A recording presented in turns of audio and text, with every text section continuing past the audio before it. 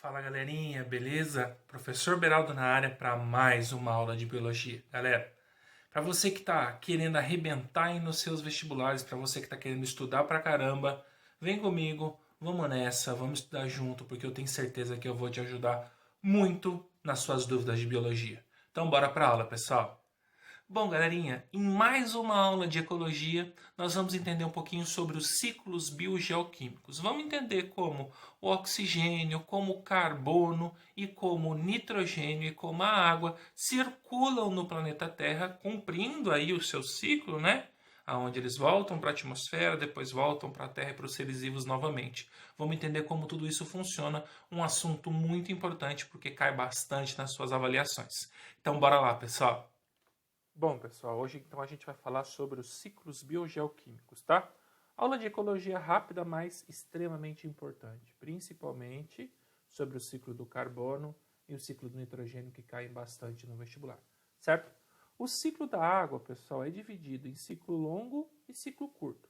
O ciclo longo envolve os seres vivos, a evapotranspiração, a transpiração e a excreção, enquanto que o ciclo curto não. O ciclo curto só envolve os fenômenos físicos de evaporação, condensação, precipitação da água, tá? Eu vou explicar de uma forma mais simples o ciclo longo, tudo bem? E aí, caso você necessite compreender melhor o ciclo curto, é só excluir a parte dos seres vivos. Então, vamos pensar em todos os corpos d'água. Lagos, lagoas, rios, oceanos, tá? Todos os corpos d'água. Esses corpos d'água, com a exposição ao sol, aquecem e evaporam. E esse vapor de água sobe para a atmosfera. A mesma coisa acontece com a excreta que os animais liberam, certo? E com a transpiração dos seres vivos, seja ela do tipo evapotranspiração das plantas ou então a transpiração dos animais, certo? Todo esse material vai para a atmosfera na forma de vapor de água. Quando chega na atmosfera, esse vapor ele entra em contato com temperaturas mais baixas e condensa, formando pequenas gotículas de água, que são as conhecidas nuvens. Quando essas se aglomeram, a água forma gotas maiores e acaba precipitando. A precipitação pode acontecer na forma sólida, como gelo e neve, ou então na forma líquida, na forma de chuva. Após a precipitação, essa água ela vai bater no solo, uma parte vai escoar, e outra parte vai penetrar no solo, recarregando os lençóis freáticos, certo? Esses lençóis freáticos vão alimentar nascentes, vão alimentar lagos, lagoas, rios, e todo o ciclo vai voltar ao seu estado inicial. A água vai voltar de novo para os copos d'água, vai evaporar, vai condensar, vai precipitar, infiltrar e assim por diante. O ciclo da água ele é super tranquilo. O ciclo do carbono também é super tranquilo. Por quê? Nós temos situações como a fotossíntese, que absorve o gás carbônico da atmosfera, certo?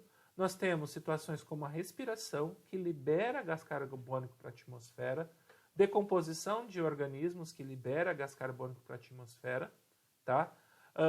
A queima de combustíveis fósseis, você tem a liberação do gás carbônico para a atmosfera, a formação de fósseis e combustíveis fósseis, você tem um resgate de gás carbônico da atmosfera, certo?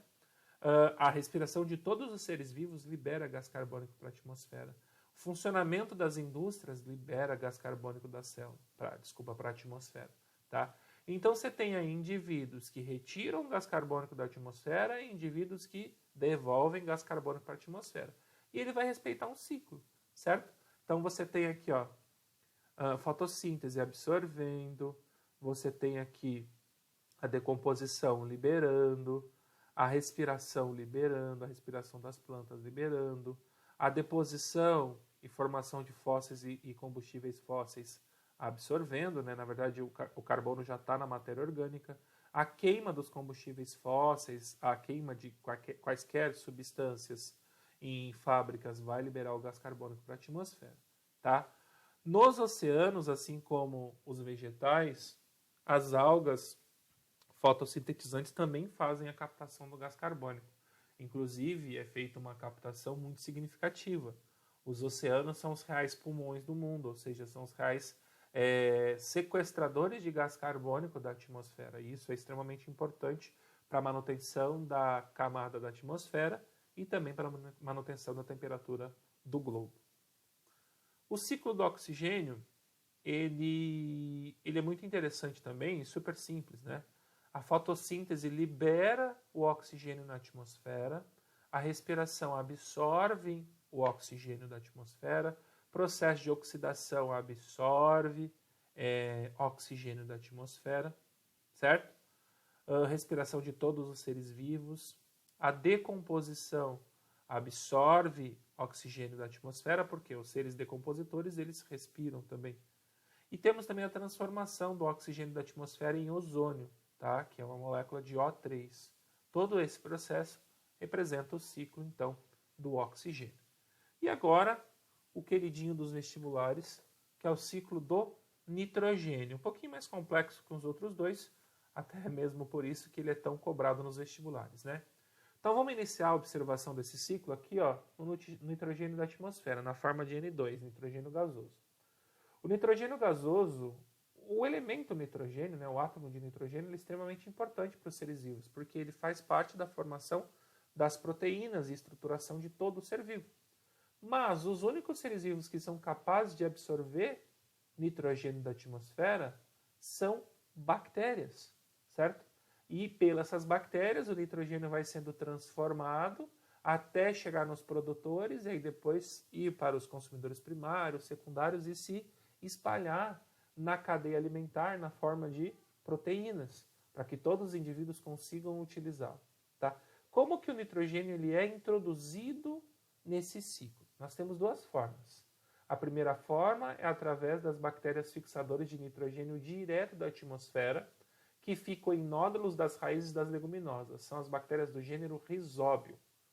Aqui em plantas leguminosas, como feijão, soja, como lentilha, grão de bico, tá? Essas plantas todas, elas têm nas suas raízes nódulos, são bolsões que ficam cheios de bactérias.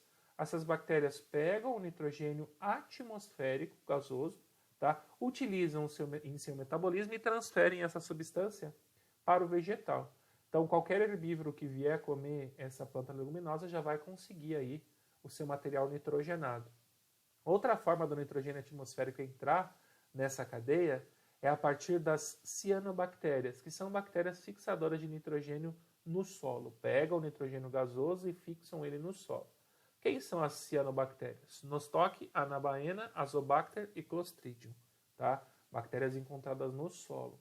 Essas bactérias utilizam o nitrogênio atmosférico para fazer o seu metabolismo e como resposta a esse metabolismo existe a liberação da amônia, NH4. A amônia não é uma substância utilizada pelos seres vivos, tá? Essa transformação do nitrogênio atmosférico em amônia a gente chama de amonificação, tá? Mas essa não é uma substância utilizada, por exemplo, por plantas. E a amônia, inclusive, é depositada no solo através do processo de decomposição também, de todos os tipos de seres vivos. Tudo bem? Existe um grupo de bactérias que são as bactérias nitrificantes, certo? Que vão pegar essa amônia que está no solo, que veio da decomposição ou que veio do metabolismo das cianobactérias, e vai fazer o processo de nitrificação, que é a transformação da amônia em nitrito, do NH4 e NO2 menos, certo? O gênero dessas bactérias são as nitrosomonas. Ainda não está disponível para os seres vivos, ainda não está disponível para as plantas que não são leguminosas. Esses nitritos vão passar por um outro processo, que é a nitratação, onde você tem a transformação do nitrito, NO2, em nitrato, NO3, pelas bactérias do gênero Nitrobacter. Tudo bem? E aí sim, esses nitratos estão disponíveis para todas as plantas presentes no solo. E aí elas vão fixar esse material, vão assimilar esses nitratos, vão incorporar isso na sua matéria orgânica e quando o herbívoro se consumir essa matéria vegetal, vai transmitir essas proteínas carregadas em átomos de nitrogênio para todos os indivíduos da cadeia alimentar. Esses nitratos, além de serem assimilados pelas plantas, eles também são devolvidos para a atmosfera através das bactérias desnitrificantes, como é o caso das pseudomonas, certo? Elas vão utilizar no seu metabolismo esses nitratos e vão liberar para a atmosfera novamente o nitrogênio gasoso. E esse é o ciclo, então, do nitrogênio, bem completinho, mostrando todos os pontos, todas as bactérias participantes, quais são os processos de transformação de oxigênio em amônia, amonificação, de amônia em nitrito, a nitrificação, nitrito e nitrato, a nitratação, e depois é a desnitrificação, né? A transformação desses nitratos novamente em nitrogênio atmosférico. Certo? Espero que vocês tenham entendido esses principais ciclos biogeoquímicos, né? Da água, do gás carbônico, do oxigênio e do nitrogênio, que são os principais e são também os mais cobrados no vestibular. Valeu, pessoal! E infelizmente chegamos ao fim de mais uma aula de biologia, galera. Espero que vocês tenham entendido tudo aí que foi passado. Se por um acaso não entender, para um pouquinho o vídeo, volta, vai com calma, vai no seu tempo. Não precisa ter pressa. Assiste o conteúdo de novo, faz as suas anotações e ó, arrebenta, moleque. Um abraço do professor Beraldo e até a nossa próxima aula.